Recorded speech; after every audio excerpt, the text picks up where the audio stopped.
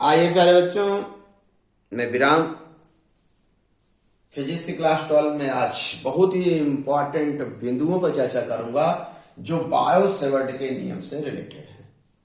खुद जम कर इसके पहले का जो मेरा लेक्चर नंबर 7 है, इसके पहले का जो मेरा लेक्चर है आपने बहुत अच्छी तरह से दिया क्योंकि आपके पॉजिटिव कमेंट्स आ रहे हैं।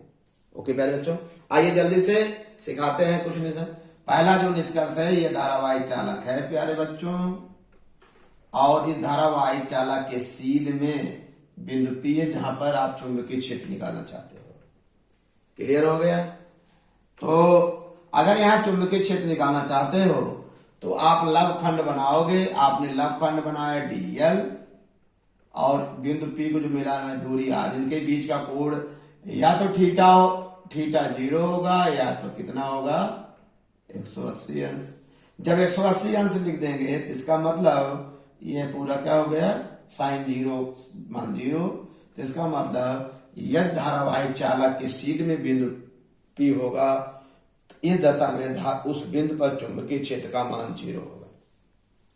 इस चीज को बड़ी अच्छी तरह से सीख लीजिए प्यारे बच्चों, सीखे ही न लीजिए, समझ लीजिए।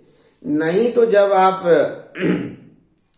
न्यूमेरिकल सॉल्व करोगे एनसीईआरटी के या कंपटीशन दुनिया की, तो आप निश्चित रूप से कुछ न कुछ वैल्यू निकाल दोगे।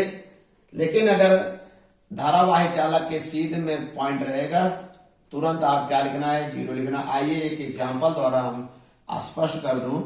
तो मान लीजिए साहब ये इस तरह का धारावाही चालक है जिसमें करंट I प्रवाहित हो रही है। यहां 2 भागों में बढ़ गई। मान लीजिए I1 I2 फिर इधर। तो आप यहां देखेंगे कि यहां इसके सेंटर पर मैग्नेटिक फील्ड निकालना है। तो यह देखिए क्या सीधा धारावाही चालक है ना, इसके कारण ऊपर तो तुरंत आप क्या कहोगे 0 होगा क्योंकि सिखा चुके हैं। फिर सोचोगे सर एक इसके कारण क्या होगा, अभी नहीं सिखाए, अभी वहां पर मत जाओ। हमारा मतलब जो सीधा धारावाही चालक है उसके कारण कैसे। अगर मान लीजिए आपको न्यूमेरिकल इस तरह से करंट ऐसे ये सर्कुलर है, तो सीधे धारावाही चालक कारण तो आप तुरंत ओपन मैग्नेटिक फील्ड क्या बता दोगे 0।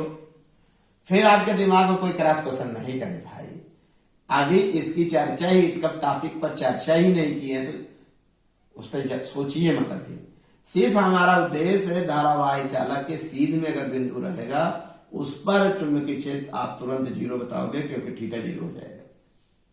मुझे विश्वास हो गया कि पहला निष्कर्ष आपको अच्छी तरह से समझ। आइए जल्दी से सिखाते हैं बहुत इंपॉर्टेंट टॉपिक जो बोर्ड में पूछा जाता है, वायु निर्वात की चुंबकशीलता का मात्रक, unit of permeability of free space. प्यारे बच्चों, जैसा कि यह बायो सेवर्ट का सूत्र है जानते हो, फिर इसको सिंप्लीफाई कर दिए। तो आप एक चीज ये जान सीख लीजिए अच्छी तरह से, चुंबकीय क्षेत्र का जो मात्रक होता है पहले से जानते हो क्लास 10th में। कोई बात नहीं बेटा, आगे हम आपको सिखाएंगे।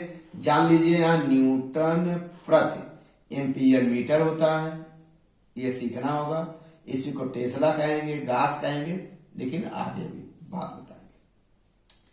यह जो डिस्प्लेसमेंट वेक्टर है या आर जो है डिस्प्लेसमेंट वेक्टर है, या आप लोग आमतौर से भी दूरी समझ रहे हो, वह मीटर स्क्वायर हो जाएगा। फिर आई का जो यूनिट एम्पियर है, dl माने डिस्प्लेसमेंट, लघु डिस्प्लेसमेंट है, लघु दूरी है, ये भी मीटर होगा। मीटर, एक मीटर कट गया तो आ गया न्यूटन प्रति एम्पियर स्क्वायर।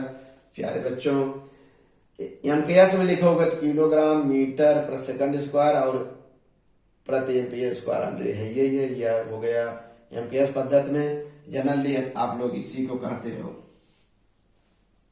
आइए अब निर्वात की चुंबकशीलता का जो बीमी मात्रक म्यू नॉट का जो बीमी सूत्र होगा आप लिख दो भाई, किलोग्राम को m, दूरी को l। अब ये सब लिख दीजिए तो यह इसका बीमी सूत्र आ गया।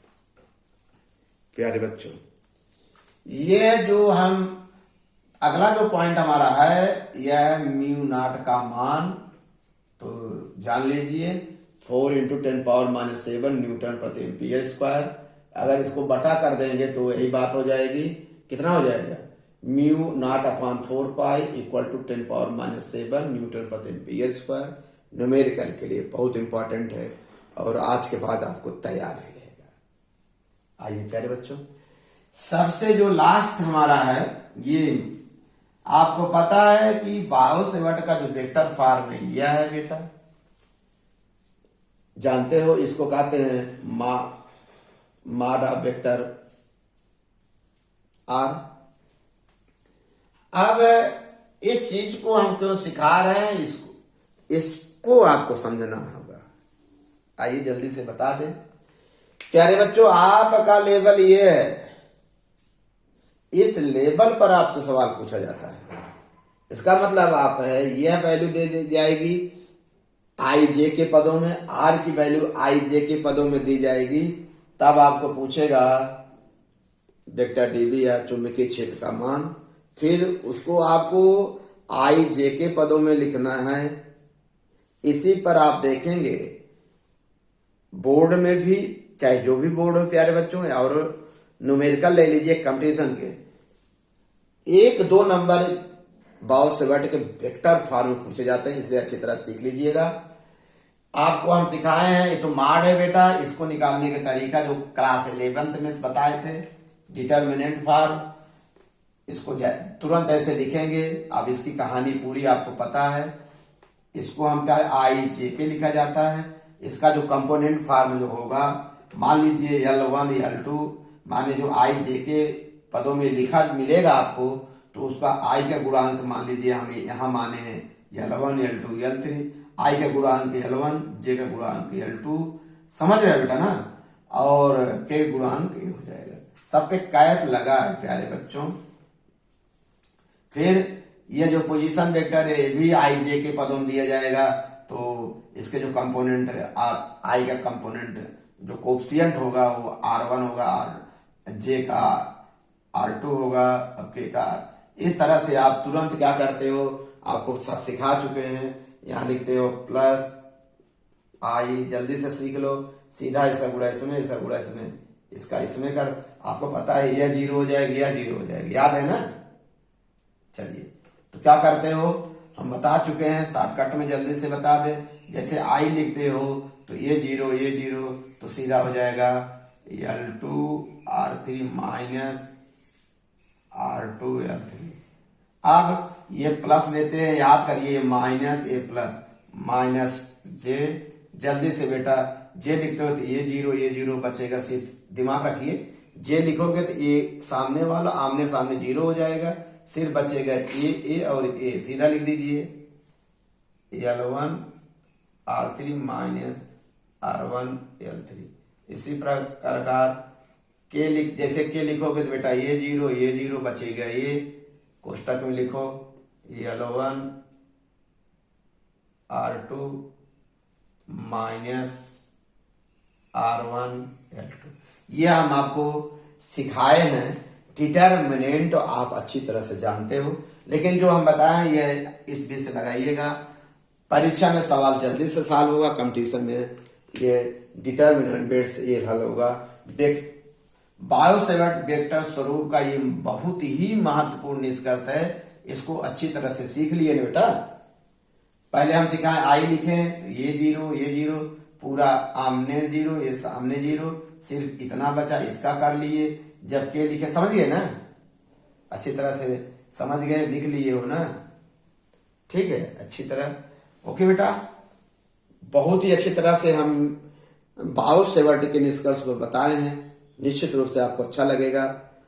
अच्छा लग रहा है तभी तो आपके कमेंट्स बड़े अच्छे आ रहे हैं। ओके बेटा, धन्यवाद।